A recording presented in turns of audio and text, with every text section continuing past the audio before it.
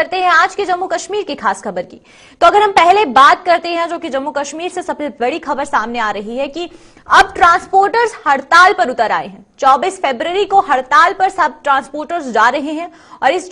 हड़ताल की वजह से जो चक्का जाम है वो पूरे जम्मू कश्मीर से लेकर यानी कि लखनपुर से लेकर लेह लद्दाख तक चक्का जाम रहेगा। 24 फरवरी को जम्मू कश्मीर में पूरे तरीके से चक्का जाम रहेगा और जेके ट्रांसपोर्ट वेलफेयर एसोसिएशन ने ये कॉल दी है, जहां पर प्रवेश द्वार लखनपुर से लेकर लेह तक चक्का जाम रहेगा और अपनी मांगों को लेकर सरकार को घेरने की तैयारी अब ट्रांसपोर्ट एसोसिएशन ने कर ली है। क्योंकि अगर हम बात करते हैं ट्रांसपोर्ट एसोसिएशन की, तो ट्रांसपोर्ट एसोसिएशन पूरे तरीके से कोशिश कर रहा है कि वो अपनी मांगों को सरकार तक पहुंचा पाए और जहां पर सरकार तक अपनी मांगों को पहुंचा जाने का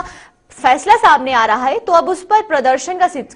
सिलसिला जारी हो गया है। और प्रदर्शन के सिलसिले के बाद जिस तरीके की कॉल दी गई है, कॉल के बाद अगर हम बात करें कश्मीर की, तो कश्मीर में भी किस तरीके के चक्का जाम की स्थिति रहेगी और क्या कुछ आम जनजीवन पर इसका असर पड़ेगा, तो ज्यादा जानकारी के लिए हमारे संवाददाता हिलाल हमारे साथ कश्मीर से ज्वाइन कर चुकी है। तो चलिए आइए उनसे बात करते हैं और जानते हैं आखिरकार कश्मीर में इस चक्का जाम का क्या कुछ प्रभाव देखने को मिलेगा। तो हिलाल, अगर हम बात करते हैं कश्मीर की, तो कश्मीर में भी 24 फरवरी को चक्का जाम रहेगा और ये जो चक्का जाम है ये अनिश्चितकालीन तक है। तो उस बीच आम जनजीवन किस तरीके से प्रभावित होगा इस चक्का जाम के चलते?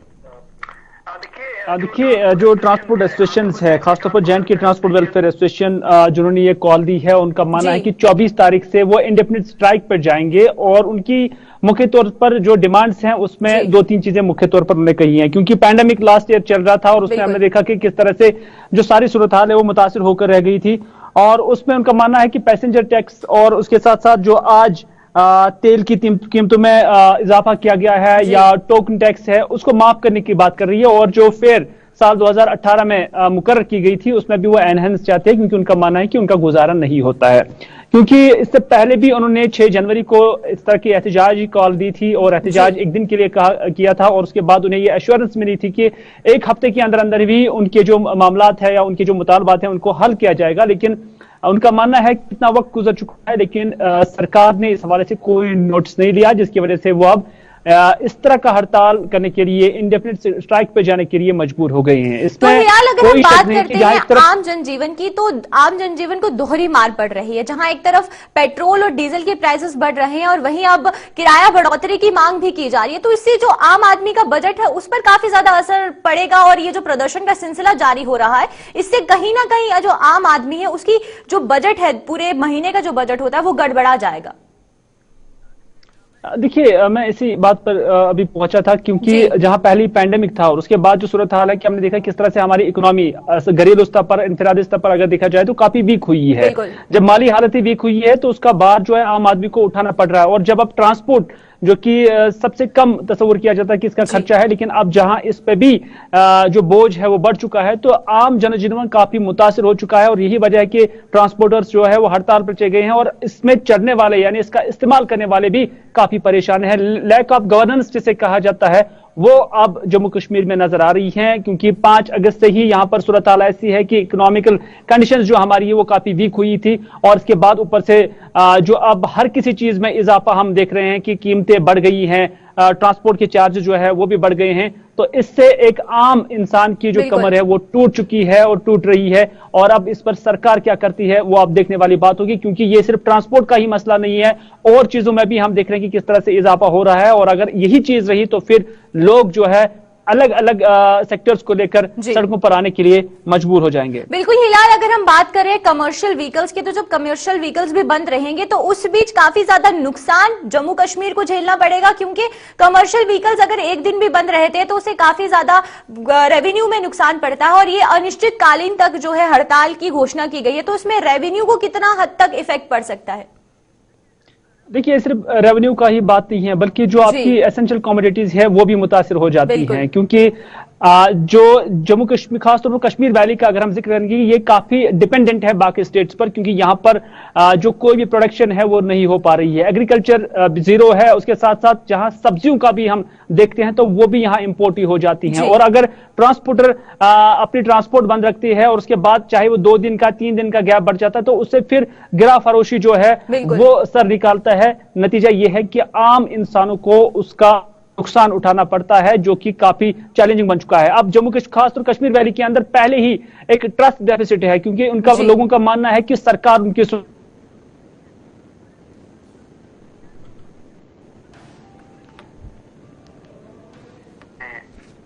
जी। चलिए, बहुत बहुत शुक्रिया हिलाल हमारे साथ जुड़ने के लिए और तमाम जानकारी साझा करने के लिए। तो ये थे हमारे संवाददाता हिलाल हमारे साथ कश्मीर से, क्योंकि अगर हम कश्मीर की बात करते हैं तो जहां ट्रांसपोर्टर्स ने पूरे तरीके से स्ट्राइक की घोषणा की है ताकि वो लेह से लेकर लखनपुर तक पूरा जम्मू कश्मीर बंद रहेगा और साथ ही साथ लद्दाख भी बंद रहेगा। तो जहां पर ये चक्का जाम की स्थिति बनी हुई है वहां पर जम्मू के भी कुछ इसी तरीके के हालात देखने को मिलेंगे, क्योंकि जहां पर श्रीनगर में आम जनजीवन अस्त व्यस्त रहेगा, वहीं अगर हम बात करते हैं जम्मू की, तो जम्मू में भी जब चक्का जाम रहेगा, क्योंकि जम्मू की लाइफलाइन कहे जाने वाली मेटाडोर्स, बसेस, ऑटो सब जब बंद रहेंगे तो किस तरीके से जो आम जनजीवन है वो अस्त व्यस्त हो जाएगा। तो ज्यादा जानकारी के लिए हमारे साथ हमारी संवाददाता प्रिया राजपूत ज्वाइन कर चुकी हैं। तो चलिए आइए उनसे बात करते हैं और जानते हैं कि आखिरकार जम्मू में क्या कुछ असर देखने को मिल सकता है। तो प्रिया, अगर हम बात करते हैं ट्रांसपोर्ट स्ट्राइक की, तो जब 24 फरवरी को ट्रांसपोर्ट स्ट्राइक होगी तो उस बीच जम्मू कश्मीर में जिस तरीके की स्थिति बन जाएगी और अस्त व्यस्त जो पूरा सुचारू तरीके से जो यातायात होगा उस पर कितना असर पड़ सकता है?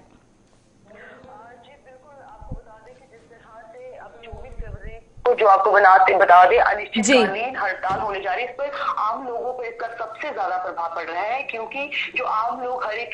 के पास अपनी जो गाड़ी नहीं है, अपने जी बिल्कुल, वो देखा जाए तो कमर्शियल वाहनों पर ही जो है वो सफर करते हैं। आप बता दिया गया जैसे 24 फरवरी को लेके अनिश्चितकालीन, यानी जब तक उनकी मांगे पूरी नहीं होती तब तक, क्योंकि डेट फिक्स नहीं है कब तक होगा। अगर उनकी मांगे एक हफ्ते तक पूरी नहीं होती है तो एक हफ्ते तक होगी, क्योंकि समय नहीं बताया गया है कि कब तक हड़ताल चलेगी, तो आम लोगों को इससे काफी दिक्कत होने वाली है। तो प्रिया, अगर हम बात करते हैं स्कूल्स कॉलेजेस की,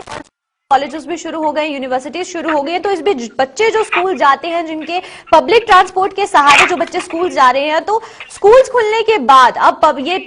स्ट्राइक करना कितने हद तक उनकी पढ़ाई को भी प्रभावित करेगा?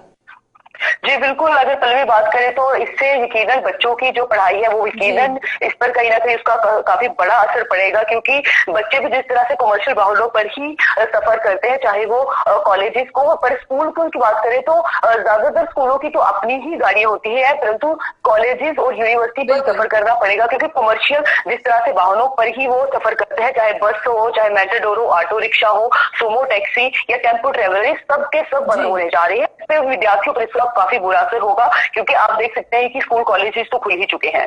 तो प्रिया, अगर हम बात करते हैं कि ये जो हड़ताल की जा रही है ये बढ़ोतरी के लिए की जा रही है कि किराए में बढ़ोतरी की जाए, लेकिन जहां पर ये जिस तर्ज पर की जा रही है कि पेट्रोल और डीजल के प्राइसेस बढ़े हैं, इसीलिए जो किराया है उसमें बढ़ोतरी की जाए, लेकिन अगर हम बात करते हैं तो पेट्रोल और डीजल के प्राइसेस में जब गिरावट होती है तब इस तरीके की कोई मांग नहीं उठाई जाती है जहां पर पैसेंजर्स किरायों को कम करने की बात की जाए, या फिर इस तरीके की कोई फिक्स लिस्ट जो है वो सामने नहीं आती, जहां पर तेल के प्राइसेस के अकॉर्डिंगली ही पैसेंजर्स के प्राइसेस भी होने चाहिए, जो पैसेंजर्स के जो टैक्स लगता है, जो किराया होता है, उसके प्राइसेस भी होने चाहिए। तो उस बीच प्रशासन को क्या संज्ञान लेने की जरूरत है कि एक तरीके की लिस्ट जो है जारी होनी चाहिए, जिसकी वजह से जो चार्जेस हैं जो पैसेंजर्स को पे करने पड़ते हैं वो सुचारू हो।